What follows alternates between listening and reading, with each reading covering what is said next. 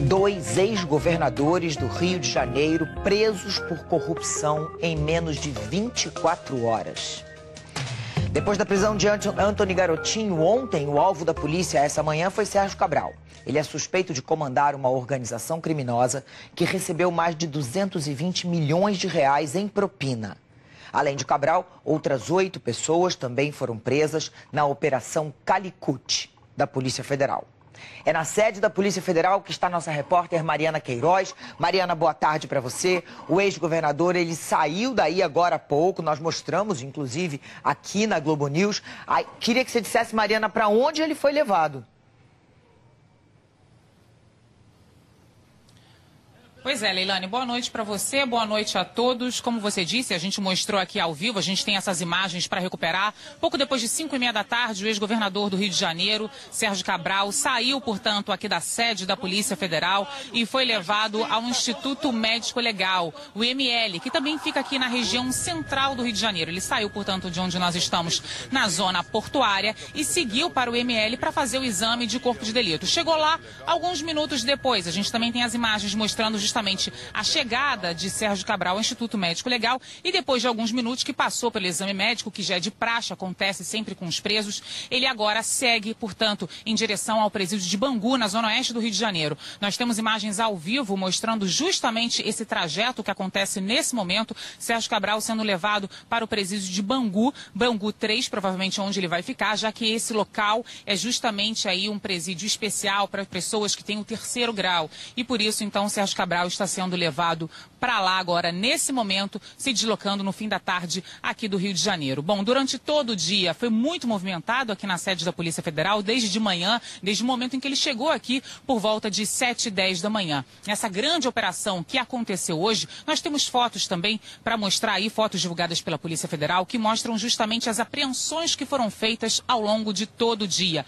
Uma quantidade grande de joias, a Polícia Federal não passou uma estimativa total do valor de todos os bens que foram apreendidos inclusive em Mangaratiba, que também fica aqui na região metropolitana do Rio de Janeiro. Durante todo o dia, desde o início da manhã, a Globo News vem mostrando ao vivo a prisão do ex-governador do Rio, Sérgio Cabral, e a gente tem um VT agora, uma reportagem melhor para contar toda essa história que aconteceu, essa operação que foi desencadeada no início da manhã de hoje. Vamos ver. Antes das 6 da manhã, mais de 200 policiais já estavam nas ruas em 5 cidades. No Rio de Janeiro, o principal alvo era o ex-governador do estado, Sérgio Cabral. Os policiais chegaram ao apartamento dele, no Leblon, zona sul do Rio, às 6 da manhã. Está acontecendo, neste momento, uma operação no Rio de Janeiro. A Polícia Federal está na casa do ex-governador Sérgio Cabral, numa operação que é do braço da Lava Jato. Na imagem, é possível ver Sérgio Cabral entrando no carro da frente. Na saída, houve protestos e tumulto. Tem muitas pessoas aqui em frente ao apartamento dele, xingando o governador, o ex-governador, nesse momento. Policiais usaram spray de pimenta para dispersar quem estava na porta do prédio. A repórter da Globo News, Gabriela Ferreira, foi atingida. Nesse momento, Érico, a polícia jogou spray de pimenta no jornalista. Você me desculpa, não estou conseguindo falar.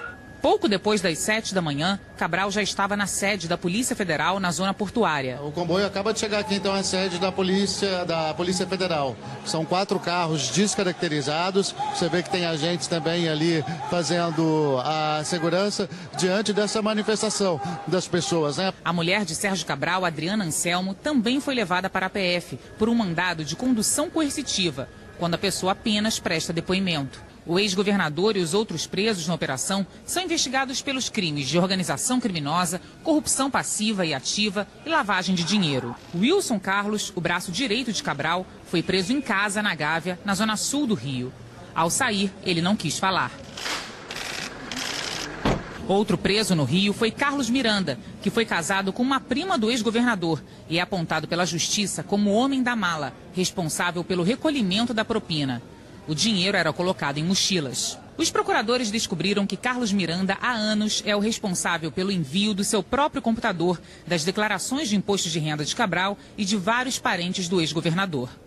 Miranda foi sócio de Sérgio Cabral numa empresa de comunicação e, desde a década de 1980, ocupou vários cargos comissionados por indicação política do ex-governador. Pelo Rio de Janeiro, ao todo, foram 38 mandados de busca e apreensão, 8 mandados de prisão preventiva, 2 de prisão temporária e 14 de condução coercitiva.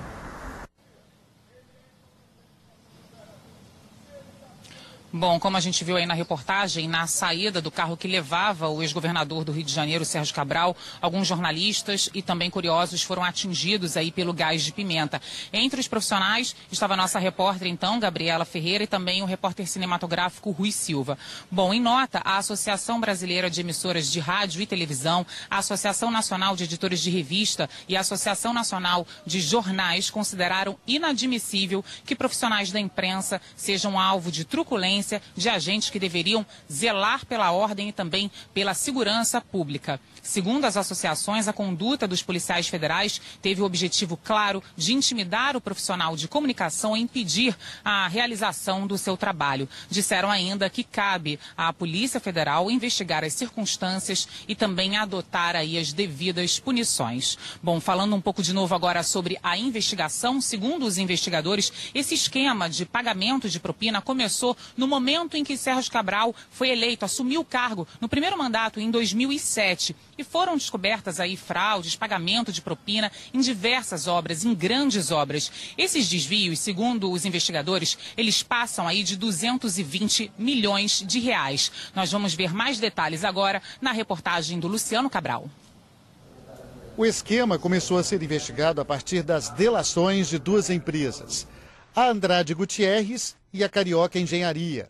Segundo os procuradores, o ex-governador do Rio cobrava propina para que as empreiteiras ganhassem licitações fraudulentas e participassem de obras. Esse pagamento era feito em espécie, em propina em dinheiro, geralmente gerada através dos caixas 2 das empreiteiras. Basicamente verificou-se prestação de serviço de consultoria supostamente fictício para fazer essa lavagem de dinheiro, aquisição de bens de luxo como helicópteros, lanchas, imóveis, obras de arte, joias. Sérgio Cabral é apontado como chefe da organização e o operador político. Ele teria iniciado o esquema logo que assumiu o cargo. 2 secretários do governo, Hudson Braga e Wilson Carlos, eram os operadores administrativos. Havia ainda os operadores financeiros, José Orlando Rabelo, Wagner Jordão Garcia, Carlos Miranda e Carlos Bezerra. Um dos colaboradores da Andrade Gutierrez, Rogério Nora, então presidente da construtora, disse em depoimento que Sérgio Cabral havia pedido que as empresas participantes do consórcio das obras do Maracanã dessem propina de 5% do valor da obra, mas que a palavra usada teria sido contribuição. Além da reforma do Maracanã para a Copa do Mundo, outras 2 obras entraram no acordo: a construção do Arco Metropolitano e o chamado PAC das Favelas, com obras de urbanização em comunidades como a Rocinha e o Complexo do Alemão. O Alemão é a favela, é o bairro com o pior IDH do Rio de Janeiro. Então essas pessoas, essa organização criminosa, roubou dinheiro de uma verba que custava R$1 bilhão para custear suas mordomias e suas excentricidades mundo afora. O caso revelado hoje é um exemplo clássico que retrata os efeitos avassaladores da corrupção para o Brasil e para o Rio de Janeiro. A sociedade sofre e muito com os efeitos da corrupção. Segundo as investigações, a cobrança de mesada de empreiteiras em troca de obras conseguidas em licitações fraudulentas durou de 2007 a 2014. Inclusive, no segundo mandato do ex-governador do Rio de Janeiro, o valor da propina aumentou. A Carioca Engenharia começou pagando R$200 mil por mês. Depois, o valor subiu para R$500 mil. Em 7 anos, foram 32 milhões e meio de reais. A mesada da Andrade Gutierrez era de R$350 mil e teria sido paga durante 1 ano. E ainda tinha a chamada taxa de oxigênio, paga por todas as empreiteiras e que ia para a Secretaria de Obras, na época chefiada por Hudson Braga. O valor era de 1% do total dos contratos. Foram vários crimes de corrupção seriados e lavagem de ativos também de forma profissional, com pagamentos de bens e serviços com valores de propina em momentos recentes ainda. Por exemplo, até 2015, pelo menos, a identificação desses pagamentos e também em 2016. No Paraná, a Força Tarefa da Lava Jato investigou um contrato de terraplanagem com Andrade Gutierrez. A propina seria para participar da obra no Complexo Petroquímico do Rio de Janeiro, o Comperge. Ao todo, a empresa pagou R$2.700.000.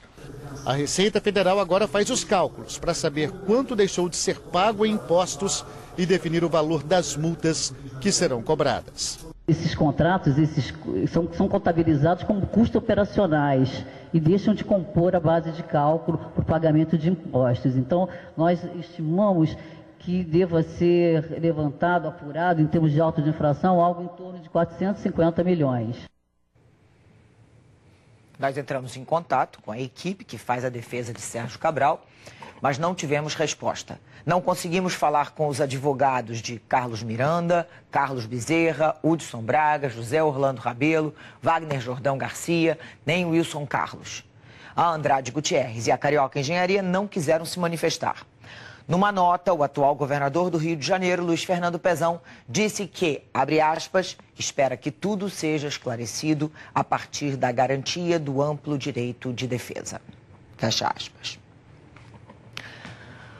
Do céu ao inferno em 2 anos. Pouco tempo atrás, o estado do Rio de Janeiro era a menina dos olhos do Brasil. Tinha uma agenda cheia de grandes eventos glamurosos como Copa do Mundo, Olimpíada, ostentava obras a cada esquina. Tinha tudo para dar certo. Só que não. O cenário atual do Rio de Janeiro é de caos. Caos financeiro e caos político. O Estado não tem como pagar os servidores. O governo quer aprovar um pacote de duros cortes sociais, principalmente. No lado político, 2 ex-governadores presos em menos de 24 horas. Os 2 envolvidos em graves escândalos de corrupção. O último, Sérgio Cabral, foi exatamente o governador que deu o pontapé inicial a essa onda de otimismo quando assumiu em 2007. Muita coisa para conversar sobre esse furacão envolvendo o PMDB do Rio de Janeiro com os nossos comentaristas. Cristiana Lobo e Gerson Camarote, boa noite aos 2. Bom, não sei nem por onde começar, mas vamos começar aí por essa prisão, crise econômica, todo um pacote de coisas que, na verdade, pertence a um grande contexto, né? É sim, Leilane, boa noite. Boa noite, Camarote, que está aqui comigo, nós já nos encontramos aqui. Olha, Leilane, eu acho que a prisão do ex-governador Sérgio Cabral, em 24 horas, 2 governadores presos, ex-governadores, e um político importante do Rio, Eduardo Cunha, está preso em Curitiba. Ou seja, Cabral pode tanto ir para a carceragem da polícia no Rio, se encontrar com um garotinho, os 2 parece que vão para Bangu, ou para Curitiba, onde está Eduardo Cunha. Isso não é apenas uma constatação, isso mostra como a política do Rio, onde ela foi parar, com esses políticos tão importantes na prisão. Isso pode ser a justificativa para o caos financeiro que o Estado chegou.